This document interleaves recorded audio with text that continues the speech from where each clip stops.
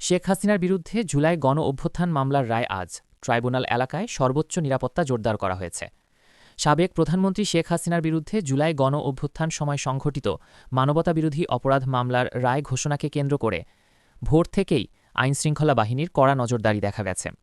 Tribunal ও supreme court এলাকায় police, RAB, সেনাবাহিনী এবং গোয়েন্দা সংস্থাসহ বিভিন্ন বাহিনীর সদস্যরা মোতায়েন রয়েছেন। ভোর থেকেই প্রবেশপথে বসানো হয়েছে একাধিক চেকপোস্ট, বাড়ানো হয়েছে টহল কার্যক্রম। এর আগে গত বৃহস্পতিবার রায়ের তারিখ ঘোষণার পর সুপ্রিম কোর্ট প্রশাসন থেকে সেনা মোতায়েনের জন্য একটি চিঠি পাঠানো হয়। সেই অনুযায়ী আদালত এলাকা জুড়ে সেনা সদস্যরা দায়িত্ব পালন করছেন।